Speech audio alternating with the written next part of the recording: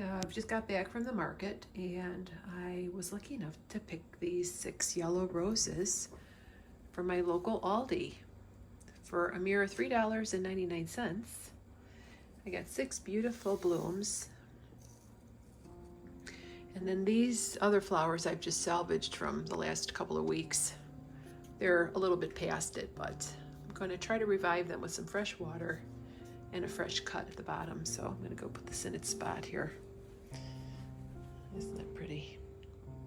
Hopefully we'll be having flowers in our garden very soon.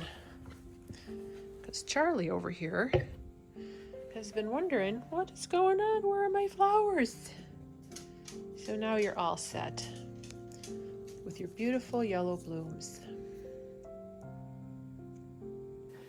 Hello Internet friends, Lisa here over at Soulful Spinning. This is my channel about creating and using hand-spun yarn and other fiber crafty things. Here at the house you'll find me weaving, spinning, knitting, washing fleece, preparing fleece, spindle spinning, etc. So thank you so much for returning to my channel. For those of you that continue to come back and enjoy my weekly vlogs, I really appreciate that you're here in my space, and I do feel a sense of community with all of you. So I thank you for that very much. I don't ask ever to subscribe, like, share. I don't know if I should, but I did hear that if you do like and subscribe, then the YouTube algorithm will promote the video, and then maybe more people can find this community. So if you're comfortable doing that, that would be lovely. So today is, I think it's the 5th of May, 2023, and coming to you from a beautiful early May in the Chicagoland area. I've run my errands this morning. I went to the market. I had to get a few ingredients because I'm going to try my first attempt at Victoria sandwich. I have Mary Berry's baking book my husband bought me for Christmas, and I have to say I haven't I haven't baked anything out of the book. So I have my tins all ready. I have my good strawberry jam up there. And so I'm really looking forward to later on making that cake. And I thought I might film a little bit of me, my first attempt at making a Victoria sponge or sandwich.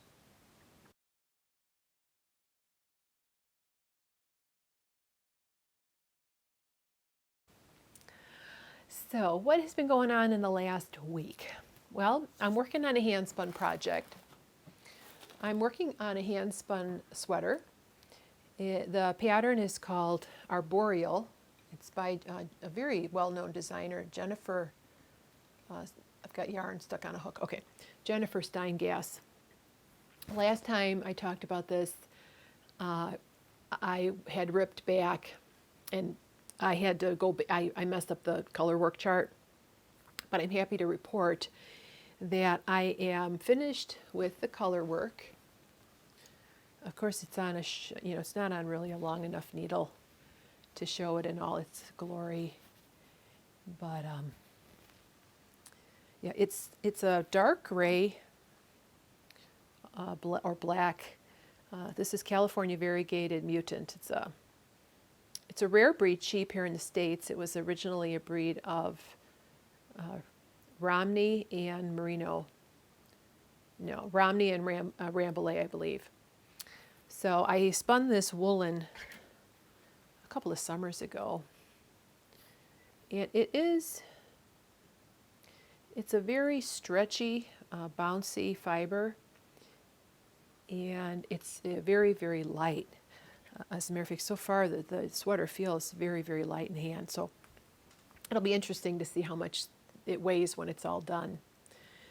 So the other color is gray. It's a very, very pale gray.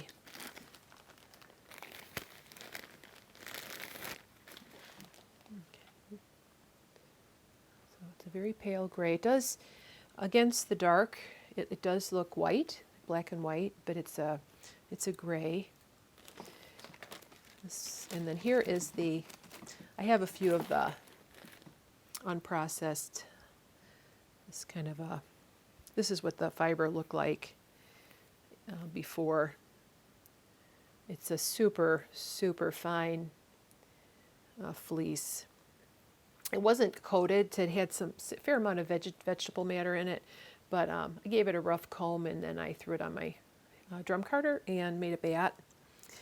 And then the black is this color here. So, yep. So somebody asked me about the red tips, and if I removed the tips when I made the yarn. What I did is I threw this on my paddle combs, and I do a real quick combing, kind of using it as a picker, and then I drum carded it into bats. And I did the same thing for the gray fleece, because this one had more of that pulverized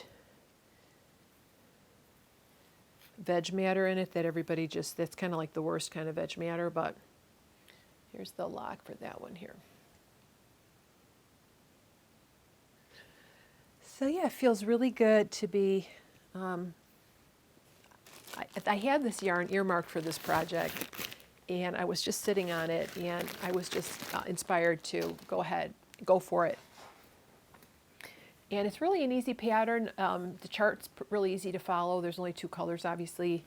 And just now almost at the short row section. So what Jennifer has you do is knit the yoke and then do some short rows in the back to raise the back a little bit up. So I've been watching videos on wrap and turns.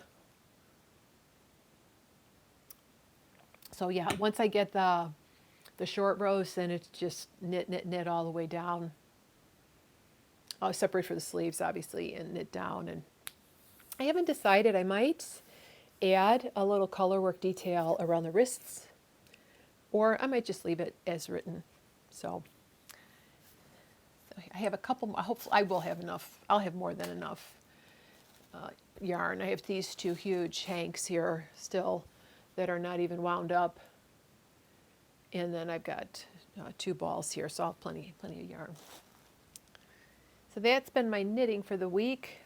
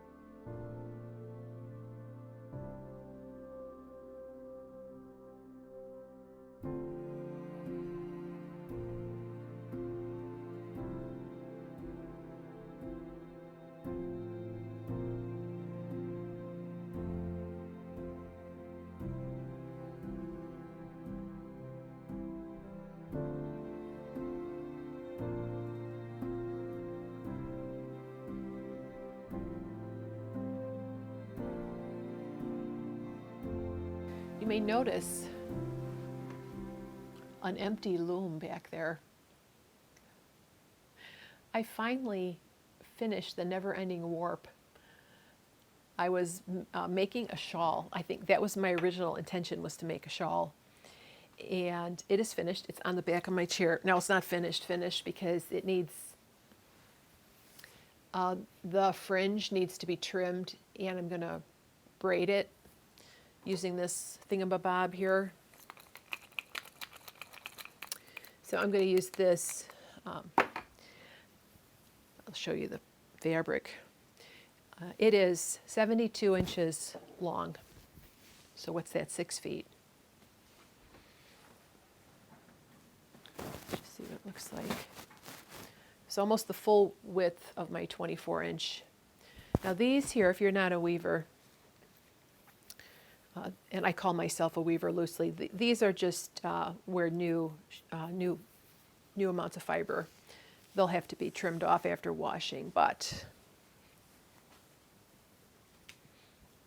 it's huge. It is just huge. I think it'll be lovely for, the autumn. And It has the most amazing drape. I have to say it's slightly dusty, slightly dusty, because after I took it off the loom and tied off the ends, I took it outside and shook it out because it'd been sitting on the loom for quite a while without the tension. I had loosened the tension, but it had been sitting there for about 18 months. And it took me a while to get back to it, but I'm inspired to do some more weaving, and especially I really want to weave with my hand spun.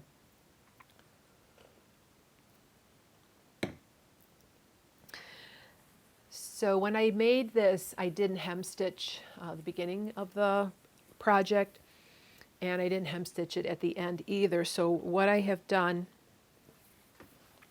is I have just tied knots. Some of them probably have to be redone and tightened up a little bit. I did some knots in groups of 4, and then I'm going to go ahead and split each of the bundles. There's 4. Split them into 2. And what you do is you spin both of them in the same direction, and then you tie the 2 groups together, and it'll ply on itself and create this nice kind of braided effect. So, as a matter of fact, today I don't have a ton to talk to you about here. I don't have a lot of finished objects or anything, but I thought after I finished chatting with you here, I would film a little bit of my work today. So I'm going to trim these off. Look how long they are. I had quite a bit of a loom waste on one side because my warping was not that great, and one of the warp strings was real tight and way too short. I'm not sure how that happened, but so I'll have a lot of extra ties. I think I'm just going to save them and use to tie off hand spun or something. But yeah, like look at the fabric. And this, I can't wait to see what it's going to look like when it's washed and slight, and all the fibers can kind of meld. So I'll probably wash it, in a big laundry basin and give it a little bit of a swish just to see if I can get it to be a little more cohesive. And it's got these beautiful little tweedy bits. The yarn, here's the yarn. So this is the warp. I showed this to you last week, but for new viewers, it's called Sesame by Barocco. And then the weft is this beautifully soft Amano Puna baby alpaca. And I believe this is a natural shade. So I bought 3 hanks of this, and I have a full hank. Let's see, what are they? 250 meters. I have a full hank left and a little bit here. So I'm not quite sure what I'm going to do with it, but it's beautifully soft. So yeah, that was super excited. I think I had mentioned maybe in the last dozen podcasts, I'd say, oh, I'm going to get that weaving done. And anyhow, it is done. And I'm excited. So yes, I've got quite a bit of finishing to do on that. So what else has been going on?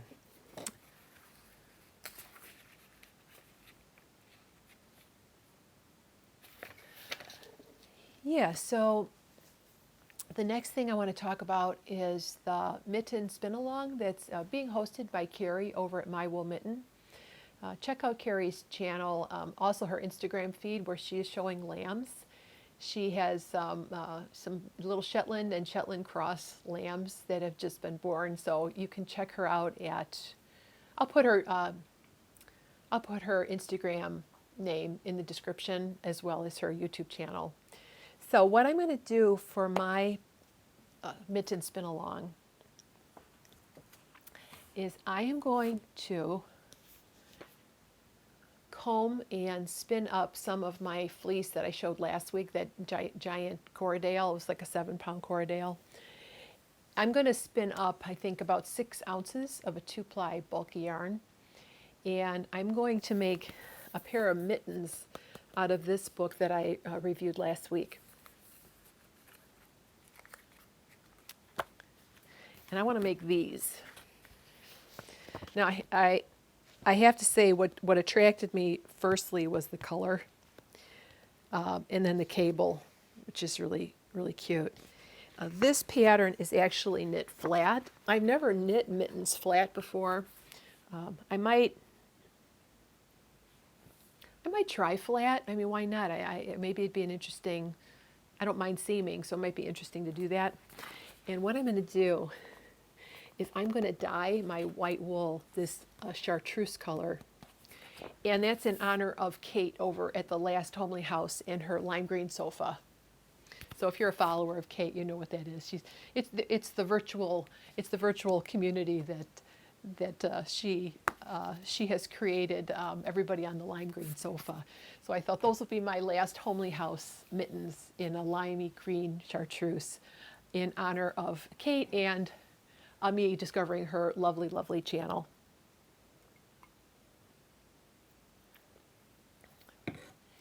I'm going to use this book to help me figure out how much dye to use, and I'm just going to do an immersion dyeing of the finished yarn rather than the locks. I'm a little nervous about dyeing the locks because I only did a couple of dyeing experiments a while back, and I'm not real confident. So I thought maybe I'll just spin up the wool first and then do the dyeing. So I reviewed this book some time ago. It's Yarn Works, How to Spin, Dye, and Knit Your Own Yarn. And the author is W.J. Johnson. And this is a most excellent book. Very comprehensive, very thorough. It's divided up into workshops. So she has fiber workshops, so she talks all about different kinds of breeds of sheep and different wool and different fibers. And then she's got a whole section on spinning. Then she's got the dye workshop here. And then the knit workshop. Quite a lot of patterns in here. And what's really, it's very accessible. She writes in a very clear and accessible way. And she has what I really appreciate about this book is a lot of the details, the real in the weeds details are put in the appendix of the book. So here, fiber appendices. And here she's got her depth of shade formulas. How to clean fleece. I mean, she's got everything in here, how to be your own fiber chemist. Talks about pests and storage solutions, wheel maintenance, fiber prep and spinning tools on a budget. It's like she put all of her knowledge of spinning and dyeing yarn into this one book. And I think I mentioned this book I think it was quite a while ago, and I did get a message from W.J. Johnson thanking me for talking about her book, which was really super cool. She has I thought I would read you this little blurb because it really resonated with me this morning as I was preparing for today's podcast. Being able to dye our own fiber and yarn is the apex of creativity for knitters. Color can make our yarn truly distinctive. Unfortunately, I found that many people back away from the dyeing process, thinking it involves messy, complicated, and/or dangerous procedures. But the fact is, a degree of chemistry is not needed to dye yarn. Yes, there are certainly dye processes that border on the complex, such as natural and fiber reactive dyeing. But there are also one-step synthetic dyes with a process nearly as easy as heating water. Well, I can do that. If you feel at all threatened by dyeing, think of it in terms of cooking or baking. Similar principles apply. You need to measure accurately and cook the ingredients thoroughly and safely. By the end, if the recipe is followed, you'll have a dish that's absolutely delicious to look at and knit with. So, Wendy Johnson, I'm going to take your advice, but first I have to spin up the yarn.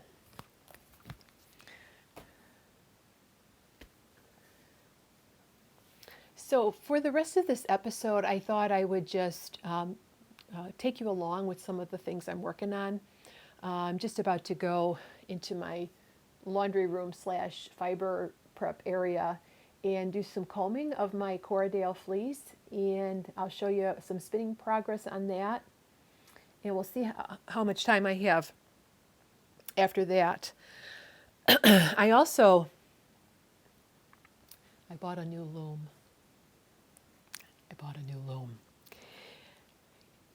I know, don't judge. But I mentioned last week that I was interested in a smaller loom. This guy back here is a 25-inch shocked flip loom on a stand. It's amazing and wonderful, and I'm definitely going to put another project on it. But it's not portable at all. I mean, it has to be stationary, and it's not like something I can take around the house. So I feel like it's kind of like a sewing machine. You have to be sitting at the machine. And so I thought, since I really like to weave scarves, of course I've only woven one scarf, but I made a beautiful scarf some time ago, and it's just a 10-inch scarf. So why don't I just look for a smaller loom? So I bought this, oops, you can't see the title. It's Ashford's loom. It's a 12-inch knitter's loom, and the reason it's called a knitter's loom because it was pretty much marketed to yarn shops and to knitters. The idea being that us knitters have lots and lots of yarn stash, and so let's market a loom specifically for knitters. Now, it comes completely assembled. I'll take it out and show it to you.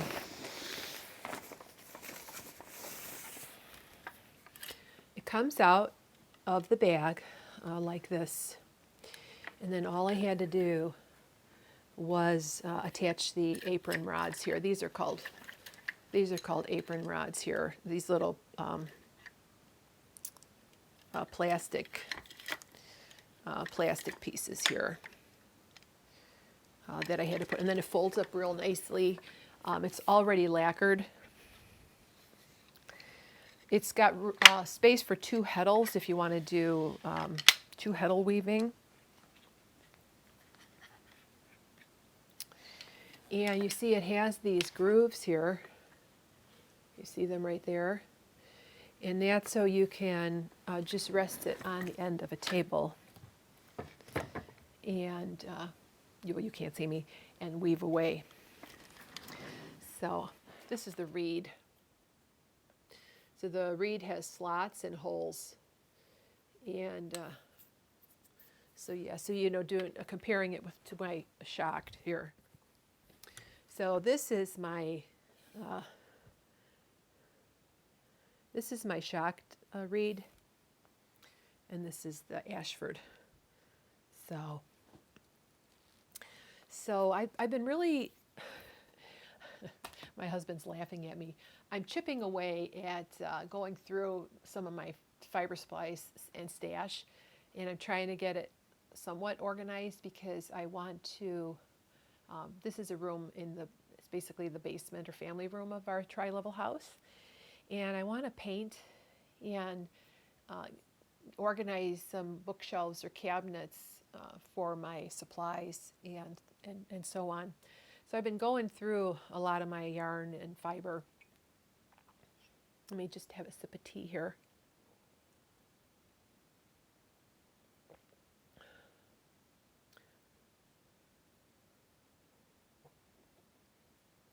I'm not used to talking that much. In my other life, when I was a teacher, I was projecting my voice all day long. And so now, after 30 minutes, I get a little bit tired. But I found these 2 skeins of yarn. Actually, that's a ball and a hank. This is Cascade. This is Superwash paints. And then this one's just Superwash in a lemon yellow. I'm kind of off Superwash. I think it definitely has its uses, I prefer to knit with non-superwash wools. But since it came with a 7.5 reed, I thought I would make a scarf using this painted yarn as the warp, and then this as the weft, just to get familiar with the new loom. I'm nervous about using my hand spun, even though I've got piles and piles of the stuff everywhere. I'm not quite sure how I want to go about using my hand spun in a woven project. So luckily, I have no shortage of yarn in the house. I could happily weave for many, many years probably with the yarn that I have. So yeah, how about you? Are you a rigid heddle weaver or another kind of weaver? Somebody did mention that this was a very nice loom, and Sarah Howard uses it. She uses a larger, I think 16 or 20 inch knitter's loom, and I thought, well, if it's good for Sarah Howard, it's going to be good for me.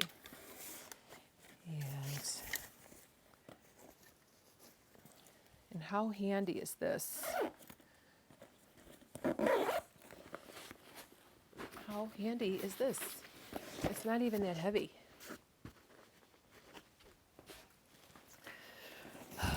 So, yep. So when I get around to warping that, I'll try to film the process and give you some thoughts on how it compares with the Shocked, which I really like. Shocked is a very reputable company, makes wheels and all kinds of fiber supplies and tools for artists and crafters.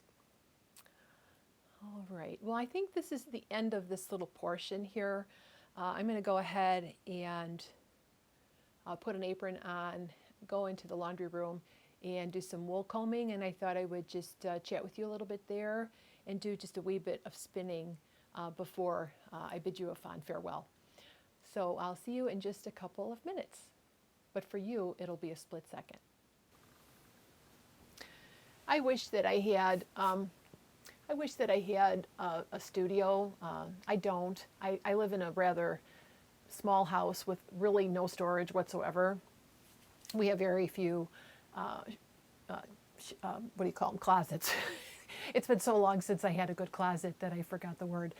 And we have this family room down here, though. So, and I thought, well, oh, sorry, I'm not looking at you guys. I'm always feeling like I have to make sure that all my mess and clutter or whatever I deem is not as socially acceptable is not in the shot. But this is my laundry room here in the bottom level of the house. Washer, dryer, ironing board, laundry tub, etc. This is where I do my fiber prep. So I have this, it's an old, what do you call it, kitchen, I guess part of a kitchen counter. And it really needs a tidy. I did, just today, I was at the charity shop, which we call Goodwill here in the States. And I found a couple of things to help me get my things organized. I found this little basket here. I'm keeping some of my flicker brushes in there. And then, of course, I'm a sucker for a nice basket. I found this beautiful basket. And here I have my combing pad, which I'm going to need today. A couple of other odds and ends. Here's a little bowl with my diz in here, a pair of scissors, etc. I've got my drum carder here, and let's see, can you see? So yeah, I've got my drum carder here, and over there, on that side of the room, we have the refrigerator, and then I have fleece. I have a lot of fleece. Someday I will show you my stash if I give it a tidy. I will certainly film it because, yeah, I have kind of a lot. But this is the wool. This is the wool that I'm combing. This is that Corriedale fleece that I was showing off last week. It's a beautiful. I think it would be nice for carding or combing, but since the staple length's over 4 inches, I've decided that I'm going to comb it. And I have some spun up already. Here is some of it spun up on my Ashford e-spinner. This is a Acreworks bobbin for that machine. And then here are some of the nests that I've yet to spin. I did make a control card, which for me is just some singles wrapped around and a ply back sample. And making these beautiful, beautiful little nests. So yeah, so what I'm going to do this afternoon is I am going to comb up some wool and do a little spinning. When I do fiber prep, I like to wear aprons when I'm doing housework or cooking or anything. I always feel like, well, first of all, I like the pockets. And then too, if you have any dirt or oils or anything from the whatever it is you're doing, it's just nice to have an apron. This fleece is so pristine that, I mean, really, you could just fluff up the locks and spin it, you know, right from the locks, and it's not dirty. Usually I have something on the floor to catch the dust and debris, but as I said, this is just pristine. So this is my Cary pad. If you buy a set of combs and you have the opportunity to buy a mounting pad, please do so. This makes your combing so much easier. I treated myself to some new clamps.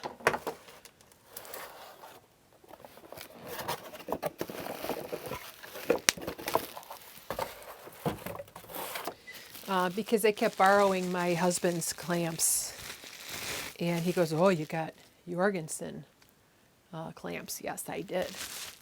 I guess they're supposed to be good ones. I don't know. So yeah, so what I'm going to do is just, I'll put this on here.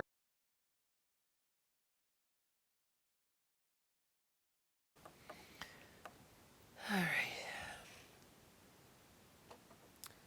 So where's my other comb? Here it is. So my husband, he made these leather covers for my Valkyries, which I really, really like a lot. They not only protect the tines, but they protect my fingers.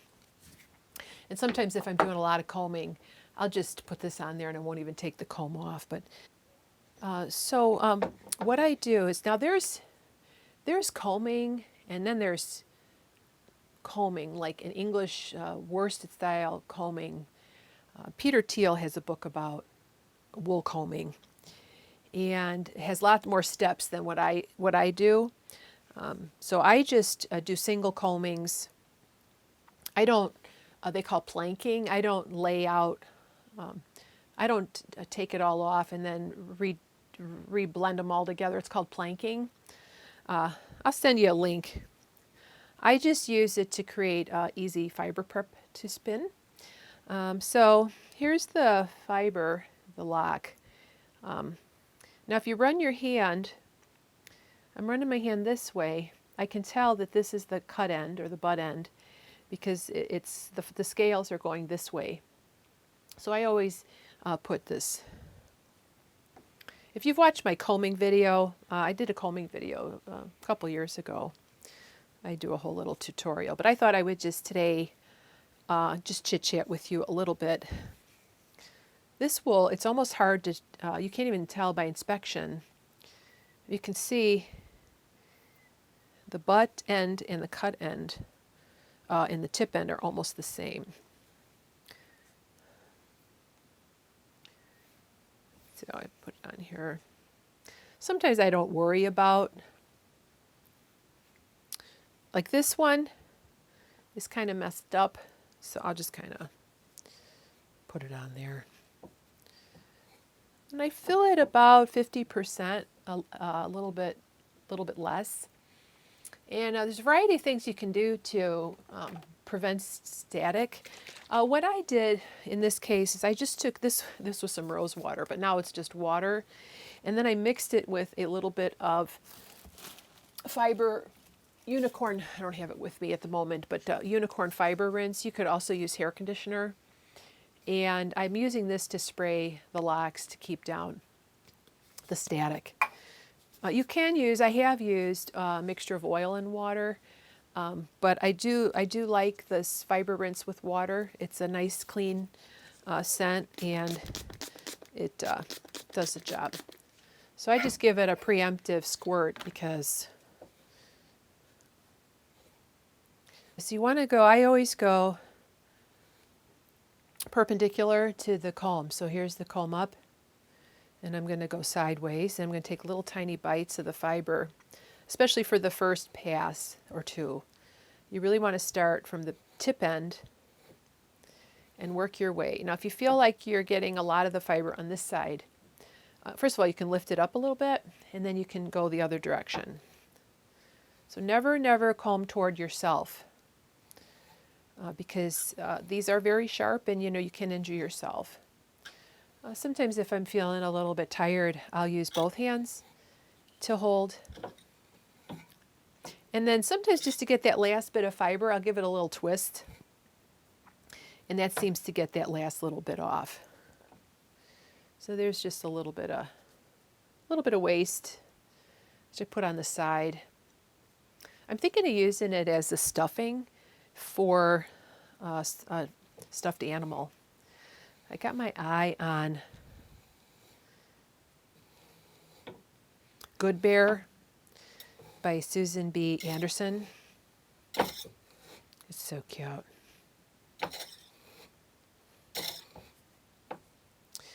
So there is 2 passes. You can see the little shortcuts there. Not very many in this fleece though.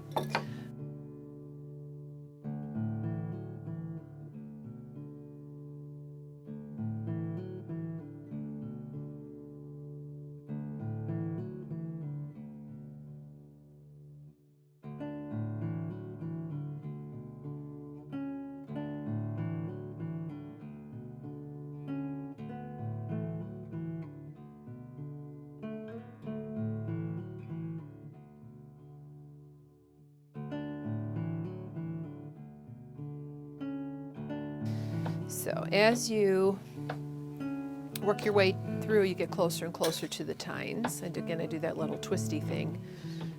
I don't know if that's a thing, but so I've had 2 passes. Here's the wool. This is puffy, beautiful. And now I'm going to put it back on.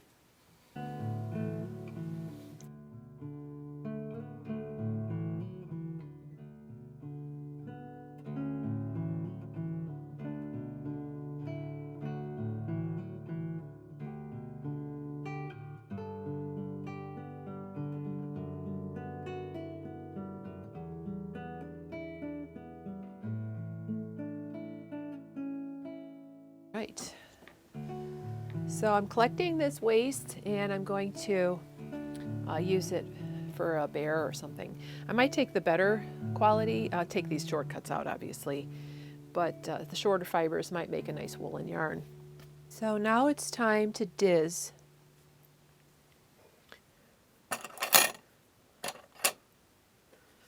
So I'm going to use this. I bought this from the Lace Shepherdess on Etsy. It's actually made out of bone, I think. Yeah, horn, I think. But you can also use just an inexpensive button. This is a little button I picked up at the craft store. You could use a needle gauge, but I prefer a diz that's got some sort of concavity to it. So I always go this way. This one's got 2 holes. I'm using the smaller hole. I'm still getting quite a bit of fiber. So yeah, so what you're going to do is just take a little bit here. See how little tiny bit. And then just hook it through the hole. And then you pull out and push pull out and push. I go about half a staple length. What I'm looking for, I don't want a real thinning as I go across, because I want the somewhat consistent roving. Though by the time I get to the end part is a little bit thinner. It's fine. Now what happens here is all the longer fibers are going to pull out first. And so the tail end of the nest is going to be the shorter fibers. So one of the things you can do is you can do a bunch of these rovings or comb, strands, slivers, I think they call them. And you can lay them down and separate them and blend. So if you want, more consistent distribution of the lengths. I don't mess with that though. Get to the end. And, whoops, getting stuck on there. I don't want to bend there we go. I got a little, sometimes I'll pick up a little nibbly thing there, and then I give it a little twist. So this is the tip ends of the fleece here.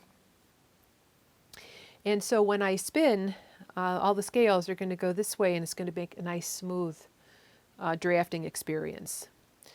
Many people will spin from the other end, reasoning that when you ply, you're going to smooth in the direction of the scales. So yeah, you can just experiment to see how, what you like better. But yeah, so there's another nest that I can add to my basket. So yeah, and then here's the waist. What I'm doing is I'm just keeping them in a bag. This was all the waist, and I'm going to use it as stuffing. Yeah, maybe.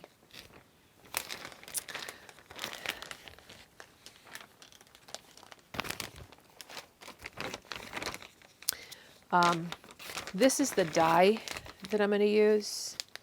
It's a Dharma. It's a chartreuse. I know I could make the green with blending blue and yellow, but I think I'm just going to use this and do it on the finished yarn to get some nice limey green mittens. So, sometimes us knitters and crocheters, we sit a long time. We sit and knit, and we sit and crochet, and just really not the healthiest thing to do. That happens to me sometimes in the morning. I'll sit and I'll knit and have coffee, and before you know it, it's like 2 hours go by, and I've been watching TV or YouTubes. And I actually have pain from sitting too much. So what I like about this activity is you can, it gets you up, you're standing. Now that being said, if you do have, mobility issues or anything like that, you can comb wool. You can sit and do this, but I find that I'm more effective. I've not tried it sitting, but it's just nice to have something to do that you're not sitting. Sewing, embroidery, all that stuff is just a lot of sitting.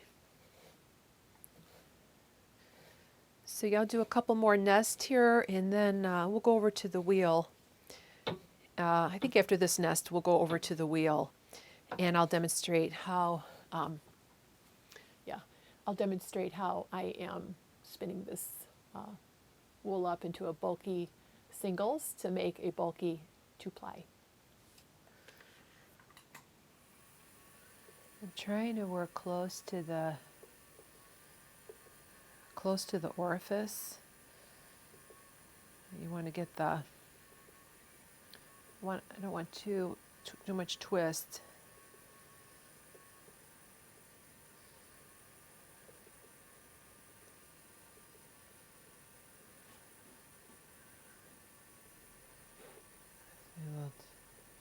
Still thick and thin there. All right, let me pull some out for you to see.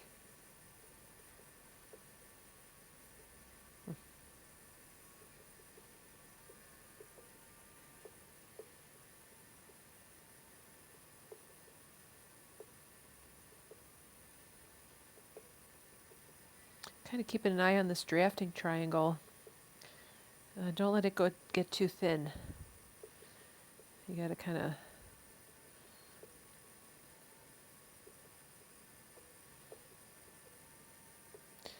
all right. Show you what it looks like.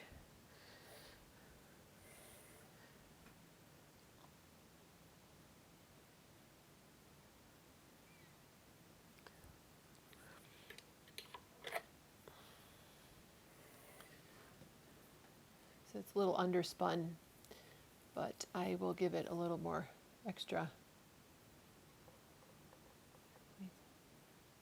ply twist.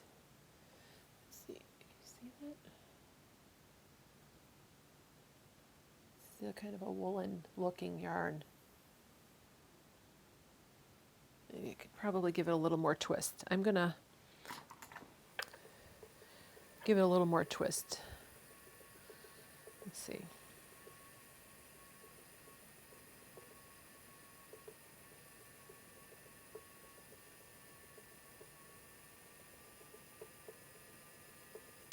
So it's just a little too fluffy. Okay. I just turned it up to about 12 o'clock on the dial.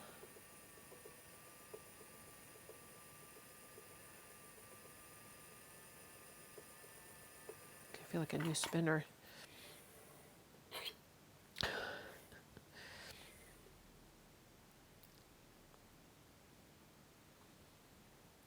That's more like it. This is more what I'm going for. I'll show you here.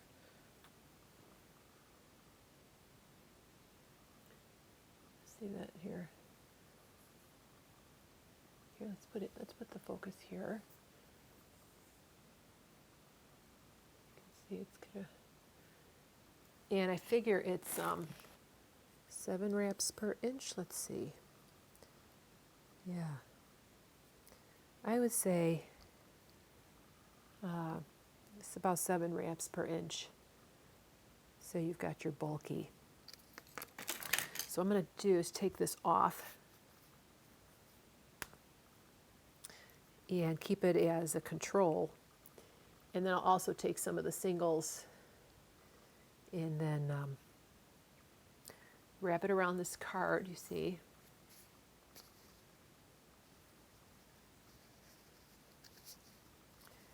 Yeah. I'm going to wrap it around this card just to get an idea. I just wrap it around a card. I'll probably switch it to a darker card, and then I have my sample.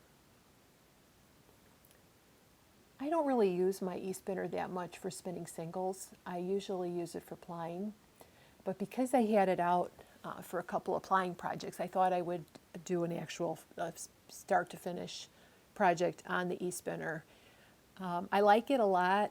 I do prefer the treadle type of wheel. I don't know if this one's a little bit noisy. I mean, it's a sweet little machine, and it's got its idiosyncrasies. But I'm just going to continue and plow on with this project on this little e-spinner here. If you have an e-spinner, let me know how you like it. I'm not going to get another e-spinner. This is it. I don't even use this one that much. But I've heard a lot of good things about the Nanos. And then, of course, you can do the Cadillac of e-spinners with the Hanson and the dataless e-spinners. But this, I like Ashford. I like Ashford as a company. So I think I'll say goodbye to you, friends. I hope to see you again next week and give you an update on some of my projects. I hope whenever you see this, wherever you are in the world, this finds you well. And I will talk to you very soon. Take care, everybody. Bye for now.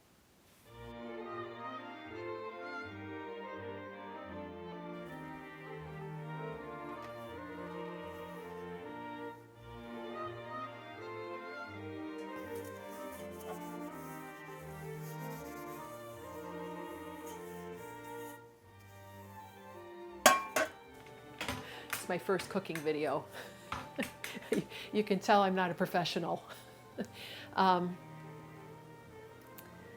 Yeah, so what she has you do is she just has you take 225 grams of butter, 225 grams of castor sugar, 4 large eggs, 225 grams of self-rising flour, baking powder, and then you mix the butter, sugar, eggs, flour, and baking powder in a large bowl and beat until thoroughly blended. Divide the mixture evenly between the tins and level out. Bake in a preheated oven for 25 minutes. So it says 180 degrees Celsius.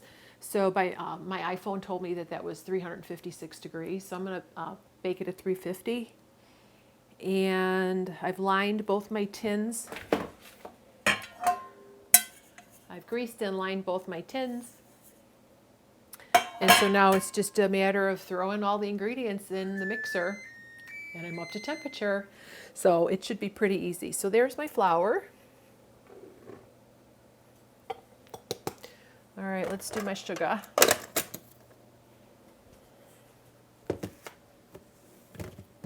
These British recipes always say castor sugar, and I'm like, I guess that's just granulated sugar here in the States.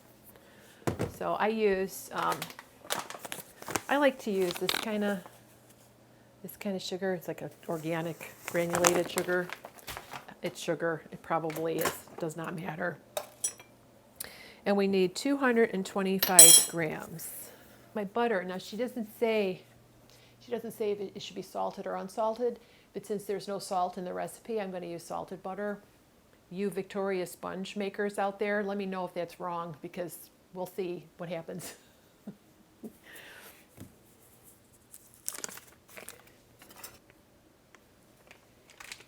Probably be easier if I had somebody record it. I should conscript my family members to record me.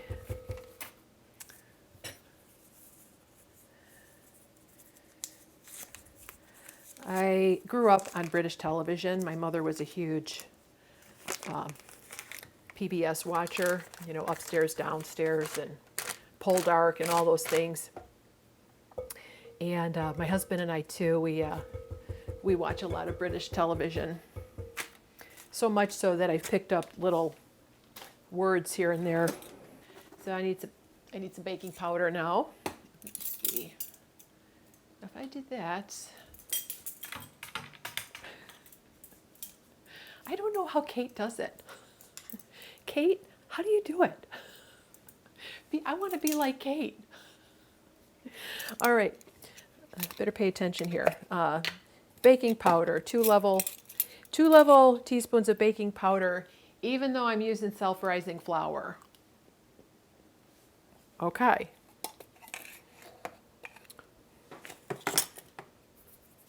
I'm going to break up my butter a little bit. It's quite soft. I let it sit out since this morning. I'm dying to put some vanilla in here, but she doesn't call for vanilla, so Mary Berry must know what she's talking about. I think it's safe to say that Mary Berry knows what she's talking about. This is going to be interesting. And I like to break my eggs. I like to break my eggs in a bowl because I'm always worried I'm going to get shells in my, cake or whatever. Chuck that over here. I'm a huge British baking show fan. I really like those ones when Mary Berry was in them, but I also like Prue. I think she's funny too. But those ones with Mary Berry, she's like a national treasure, isn't she, over there? All right, so there's my eggs. Eggs. All right, we are ready. We have all of our ingredients. Let me wash my hands real quick here.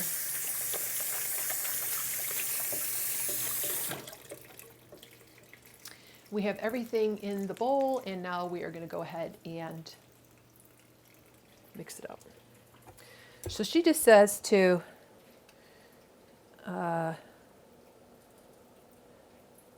measure until thoroughly blended. Measure, measure words, I have them. Beat until thoroughly blended. Sorry if I keep looking at the camera. I still want to make sure you can see this. Okay. We'll go slow to get started.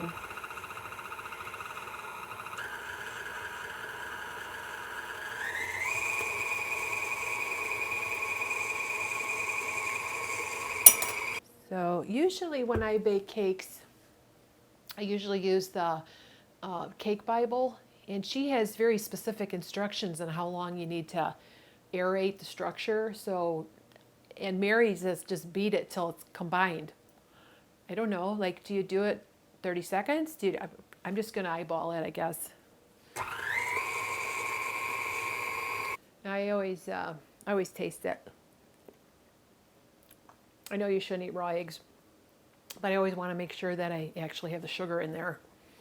One time I was making blueberry muffins, and I'm putting the blueberry muffin batter into the little cups, you know, and I tasted. I'm like, this doesn't taste right. Well, I'd forgotten the sugar. So I always taste it just to make sure it tastes okay. Are we having fun yet? All right. So let me scrape it down. Pretty batter. Very pretty. Let's see it up close. It's really pretty. All right, here we go.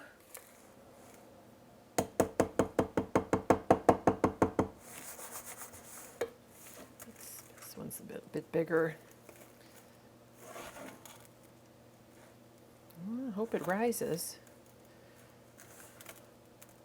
It will. It'll be fine.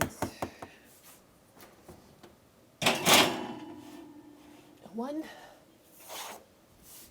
and 2. A little bit here. All right, she says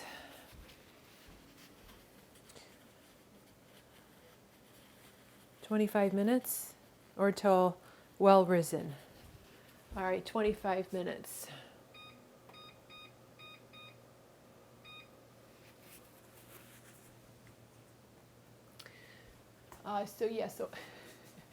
So we will be back in 25 minutes or so to see what the cake's looking like.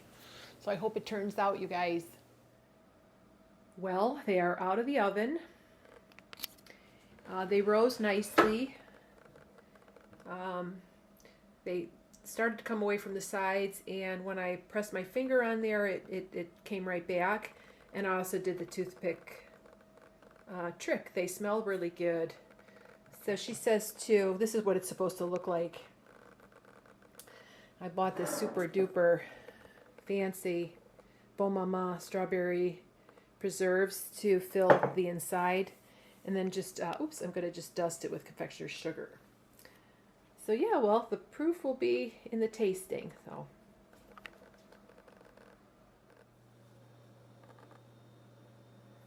I think they are sufficiently cooled. Let's see if I can make it look like Mary Berry's picture.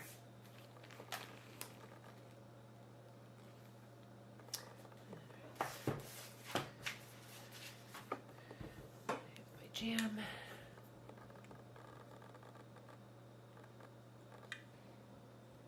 Here's the first one.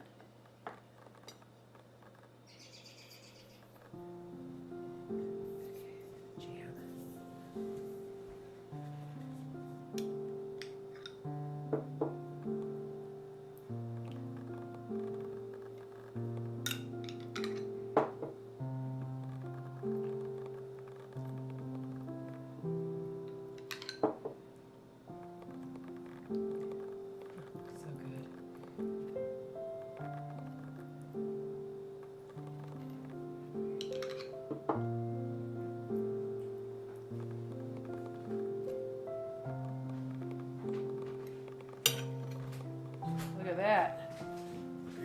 you think that's enough? Yeah. Sure. Put your other cake on top and see what it looks like.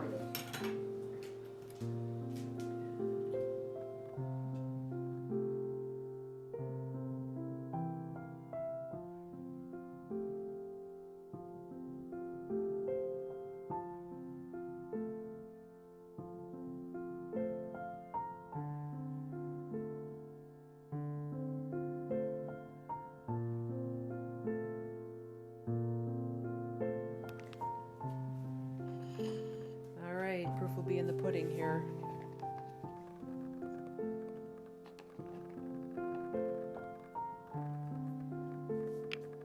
Pretty. Now this is bigger, so you can have this one.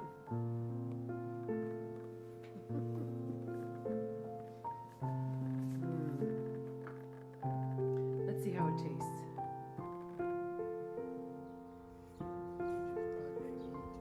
Yeah.